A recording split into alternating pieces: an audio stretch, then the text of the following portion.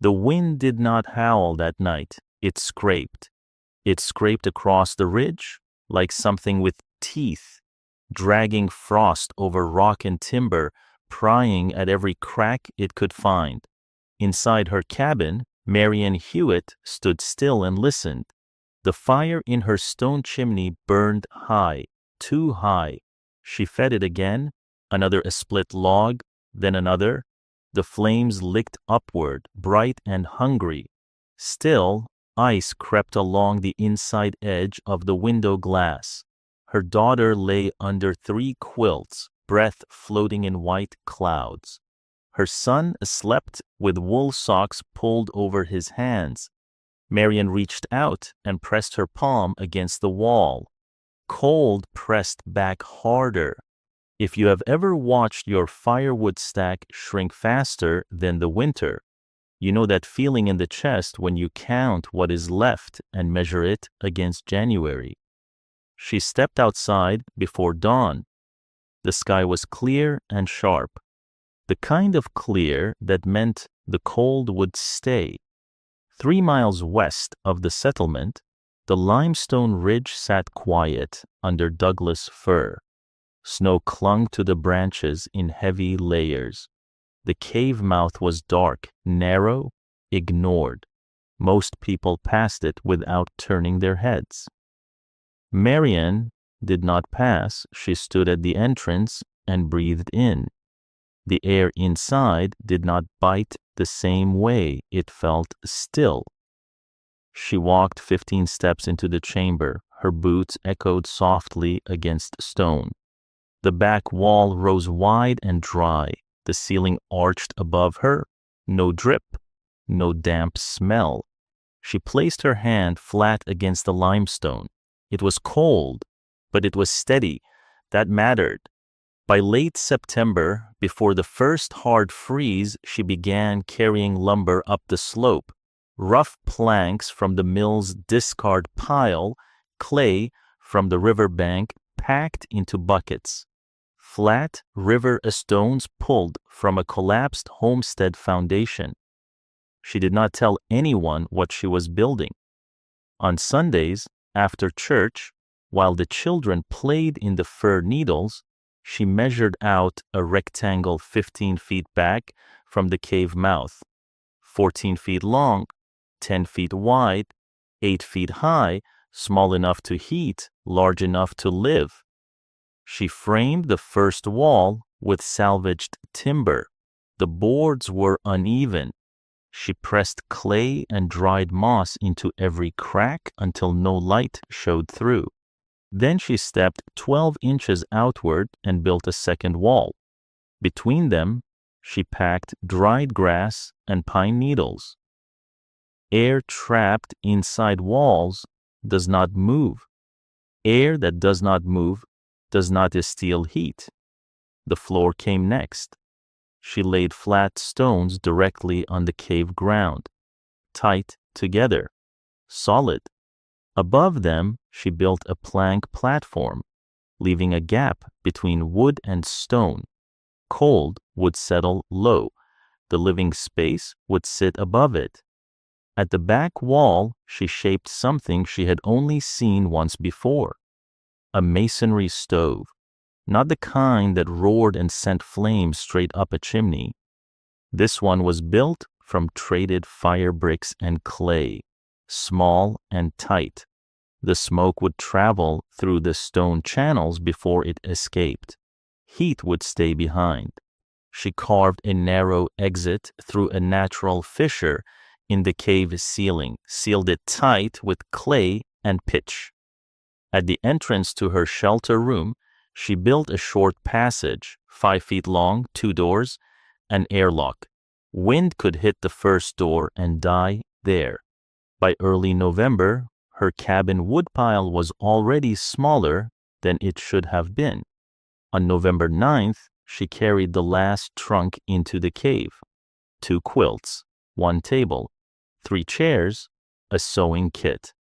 The children stepped inside and looked around. The space was tight but dry. The walls smelled of pine and clay. That night, she placed 3 split logs into the masonry stove. The fire burned low and slow. She closed the iron door and waited. Within an hour, the air changed. The stone behind the stove began to warm under her palm. The plank floor felt different beneath her boots. Her daughter removed one quilt before asleep. Her son kicked off his second pair of socks. Marianne checked the thermometer she had kept from her father's surveying tools. 62 degrees. She did not smile. She added no more wood. Outside, frost climbed across the ridge. Inside, the stone held the heat, and winter had not even begun. The cold did not arrive gently. It fell. On January 6th, the sky turned white before dawn, not with snow, but with a glare that meant the air itself had hardened. By noon, the river sounded different. Ice pushed against ice, thick and grinding. Inside cabins across the settlement, men split wood without removing their coats. Women fed stoves that never seemed satisfied. Smoke rose in heavy columns from every chimney, except one. Above the limestone ridge, only a thin ribbon of gray slipped from a narrow fissure in the rock. Marianne had already fed the stove at sunrise. 3 logs, no more. The masonry stove held them like a secret, drawing the heat through its stone channels before releasing it slowly into the room. Her daughter sat at the table practicing letters with a stub of charcoal. No mittens. Her son rolled carved wooden animals across the plank floor. Marianne's sleeves were pushed to her elbows. The thermometer hung near the back wall. 78 degrees. Outside, the air had fallen below 20 below zero. She opened the inner door briefly to check the vestibule. A blade of cold slid forward and stopped at the second door. It lost its strength there, settling low. She shut it again. By evening, word had already spread that the cold would hold for days. In town, the Gunderson family burned 8 logs before supper and still ate with their coats buttoned. Their windows grew thick with ice. Eugene Estraud's chimney cracked under the strain. Smoke filled his front room, and he dragged his iron stove to the center just to keep one corner livable. Doors stayed closed. No one visited anyone. Heat lost could not be replaced easily. On the 13th day of the freeze, Reverend William Cafax made his rounds. He climbed the ridge with the slow steps, a scarf pulled tight across his mouth. He expected to find a struggle. At the cave entrance, the wind slipped past him without entering. The fir trees blocked most of its force. He knocked once on the outer door. Marianne opened it, wearing only a wool dress. "Close it behind you," she said. He stepped into the vestibule. The air felt still. Inside the inner room, warmth met him like sunlight. He paused. The thermometer read 82 degrees. He looked from the stove to the walls to the stone floor beneath his boots. "How much wood?" he asked. 2 logs this morning," she said. "I'll add 1 before bed." He knelt near the stove. The surface was warm but calm. No roaring flame, no iron glowing red. "How long after the fire dies?" "Above 70 until morning, 65 if I let it go completely." He straightened slowly. Outside, families were burning a cord every few weeks. Inside this room, the stone radiated steady heat from a fire already fading. The Reverend did not argue. He returned to town that afternoon. By the next day, two men stood awkwardly near the cave entrance. Pride held them quiet for a moment before questions broke through. How thick are the walls? Why the double layer? Why face the door away from the opening? Marian showed them the gap between planks. She pointed to the air trapped inside. She tapped a stone behind the stove. Heat moves slow through mass, she said. So let it move slow. They nodded. More came. A trapper, the school teacher, even Eugenia Straud, who had once spoken loudest against her choice. He stepped inside and removed his gloves without thinking. He ran his hand along the radiant wall and felt the stored warmth push back. He did not apologize. He asked about the serpentine channels inside the stove.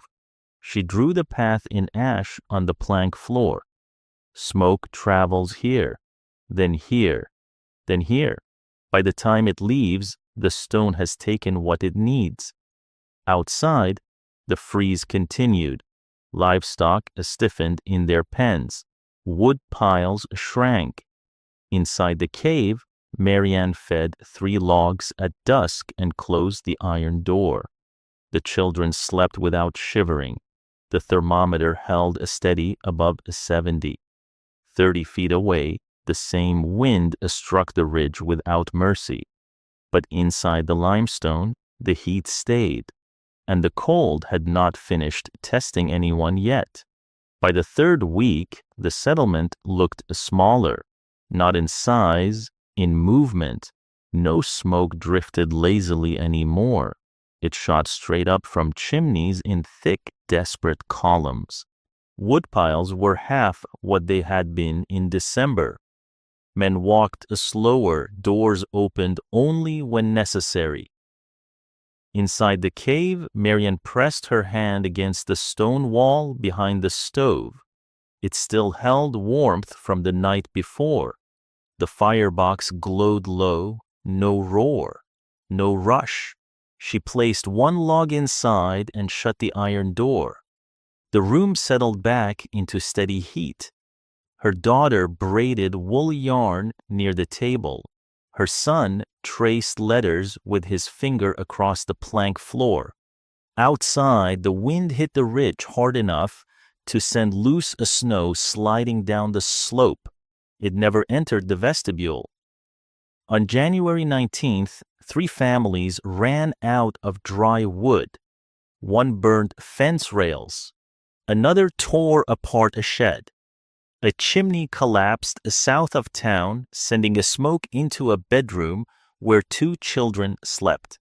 They were pulled out, coughing, wrapped in blankets, carried into the freezing yard. The cold did not ease inside cabins. Temperatures dropped below freezing within hours when fires died. Inside the cave, Marianne let the stove go dark one night on purpose. She wanted to measure. By dawn, the thermometer read 66 degrees. No new fire. She stood quietly, watching her breath. There was none. The stone floor beneath her bare feet felt cool but not biting. The back wall radiated a slow, gentle warmth. The heat had not escaped. It had been stored. By late January, visitors came without pretending they were only checking on her. They stood in the doorway and removed their gloves. They looked at the walls, at the double layer, at the tight airlock passage. They asked numbers now. How many logs per day? 2, 3 if I cook long. How many cords so far? Less than 2. Men did the math silently. In town, families were burning 3 to 4 cords in the same span. Eugene Straud returned again, this time with a notebook tucked under his arm. He crouched near the stove and traced the outline of the clay channels with his finger. Mass holds heat, he muttered. Marianne said nothing. By February, 2 cabins had begun changes. One added a second interior wall packed with moss. Another rebuilt a fireplace into a crude masonry heater using river stones. Temperatures inside those homes rose within days. Word moved faster than pride could block it. When the freeze finally broke in March, it did so without drama.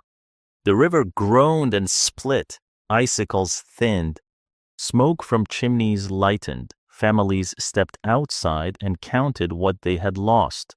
Wood reserves gone, fences dismantled, livestock dead in frozen rows. But in the cave, 3 cords of wood still stood stacked near the entrance, untouched. Marian carried the last ash from the stove outside and scattered it along the ridge. Her children ran in melting snow with bare hands. By April, people came not because they doubted, but because they wanted to understand. She showed them everything, no secrets, no fees. Just wood, stone, air, and space arranged with care. Years passed, cabins built after that winter grew thicker. Vestibules became common. Masonry stoves replaced open fireplaces. Stone floors appeared in key rooms. No one called it Marian's method. They simply called it practical. 6 years later, she left the cave for a small house in town built with the same principles. The cave remained. Hunters sheltered there during storms. Travelers rested inside its dry chamber. In 1903, a geologist passing through measured the interior temperature on a winter afternoon. Outside, 19 degrees. Inside the empty shelter, 51. No fire, no occupants. The limestone still held warmth. Long after Marian's stove had gone cold, the cave stands there still. Fir trees grown taller around its mouth. Wind crossing the ridge the same as always. Inside, stone layered against wood, air trapped between walls. Waiting. Heat moves slow through mass, and once it settles there, it does not leave quickly.